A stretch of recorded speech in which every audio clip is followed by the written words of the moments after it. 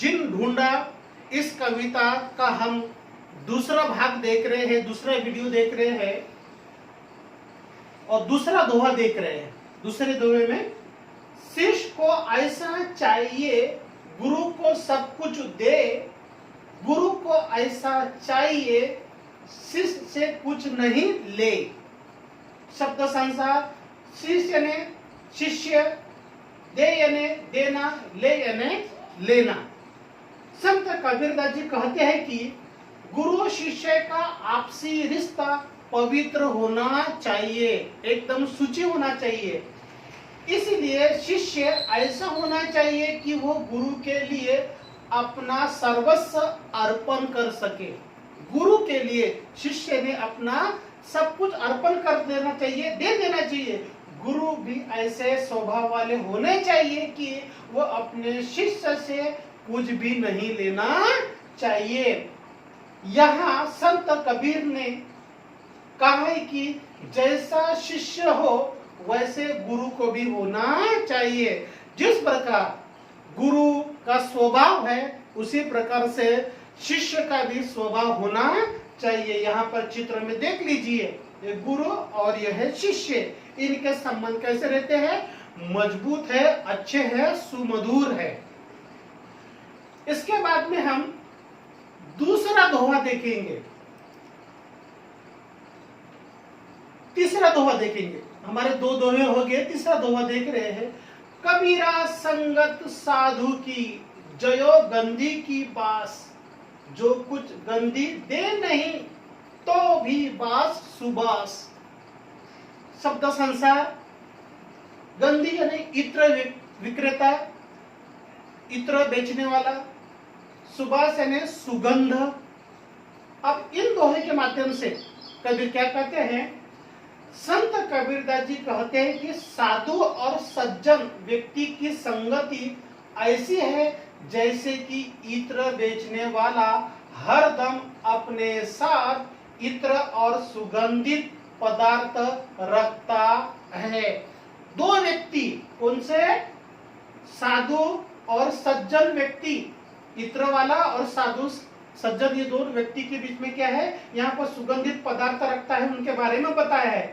तो वह गंध उसमें भी समा जाती है। यदि कोई इस इत्र विक्रेता के संपर्क में आता है या उसके पास जाकर बैठ जाता है तो उसमें भी सुगंध आने लगती है। आप चाहे तो इत्र खरीदो या मत खरीदो, उसके पास रहने से सुगंध मिलती ही है। इस दोहे के माध्यम से मनुष्य को कवि कहते हैं, कबीरदास कहते हैं, क्या कहते हैं? साधु संत और सज्जन व्यक्ति के पास रहने से भी ऐसा ही होता है। उनके अच्छे व्यवहार हमारे हृदय में प्रवेश करने लगते हैं और अपने बुरे विचार मन से दूर होने लगते हैं। कवि ने समाज के लोगों को यह संदेश दिया है। यहाँ पर दो चित्र है, देखिए, इत्र और तीसरा है साधु संत या सज्जन व्यक्ति। इत्र के समान ही साधु सज्जन संत लोगों के संपर्क में हमने रहना चाहिए। इस दोहे से यह संदेश दे रहे हैं।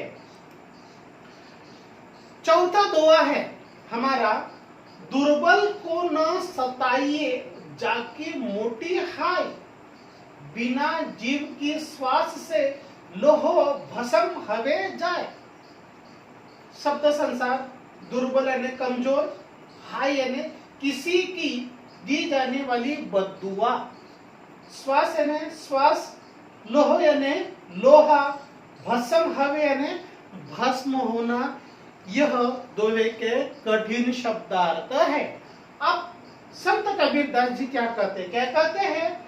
शक्तिशाली व्यक्ति को कभी भी अपने बल के अहंकार में चूर होकर किसी कमजोर व्यक्ति पर अत्याचार नहीं करना चाहिए, ना ही उसे सताना चाहिए, क्योंकि उनके मुख से निकली हुई एक एक बद्दुआ उस शक्तिशाली व्यक्ति के लिए बहुत ही हानिकारक साबित होती है। इस दोहे के माध्यम से लोगों को संदेश दे रहे हैं और आगे कहते हैं, क्या कहते हैं कबीरदास, जिस प्रकार लोहार के पास जो धोकनी होती है वो निर्जीव होते हुए भी जब उससे हवा निकलती है तब उस हवा रूपी श्वास से लोहा भी भस्म हो जाता है। एक चमड़े से बनी हुई वस्तु रहती है, प्राचीन समय में इनका उपयोग लोहार करते थे। उसी प्रकार किसी दुखी व्यक्ति की बद्दुआओं से संपूर्ण कुल का नाश हो जाता है। इस दोहे के माध्यम से कवि कबीरदास बता रहे हैं। पांचवा दोहा है हमारा, गुरु कुम्हार शिष्य कुंभ है, गड़गड़ काड़े खोट, अंतर हाथ सहार दे, बाहर बाहे चोट। ये दोहा हम बचपन से सुनते आ रहे हैं, बहुत ही सरल है।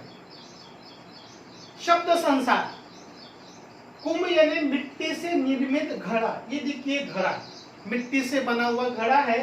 खोट यानी दोष, जब कुम्हार क्या करता है उसके दोषों को दूर करता है चोट देकर।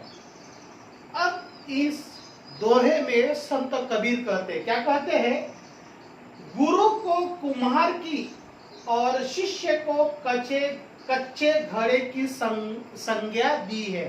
गुरु क्या है, कुम्हार की तरह है, और घड़ा किसके समान है, कच्चा घड़ा किसके समान है, विद्यार्थी किसके समान है, कच्चे घड़े की तरह। जिस प्रकार कुम्हार, यहाँ पर प्रिंटिंग मिस्टेक हो गई है, यहाँ पर है कुम्हार घड़े को सुंदर बनाते वक्त बाहर से थपथपा कर मारता है और अंदर से हल्के हाथ से उसे सहारा भी देता है। जब कुम्हार घड़ा बनाता है तो चोट भी करता है और उस चोट से ज्यादा खराब न हो अंदर के हाथ से उसको सहारा भी देता है कि कहीं घड़ा टूट न जाए। इसी प्रकार गुरु भी उसके दोषों को, उसके यानी विद्यार्थी के दोषों को और अवगुणों पर चोट मारते हैं, लेकिन अंदर से उसे सहारा भी देते हैं जिससे कहीं वो टूट न जाए। कुम्हार जिस तरह से खबरदारी लेता है कि घड़ा टूटना नहीं चाहिए, उसी प्रकार गुरु भी खबरदारी लेता है कि हमारा विद्यार्थी टूटना नहीं चाहिए।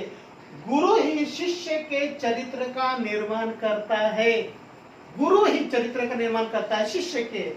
गुरु के अभाव में शिष्य एक माटी का अनगढ़ टुकड़ा ही होता है जिसे गुरु एक घड़े का आकार देते हैं और उसके चरित्र का निर्माण करते हैं। देखिए कितना कितना बढ़िया दोहा इस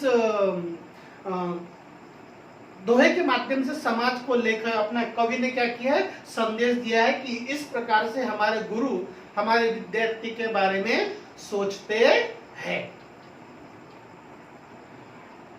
यहाँ पर हम दूसरा जो वीडियो है हम रुक जाते हैं, इसके बाद में हम अगला वीडियो देखेंगे।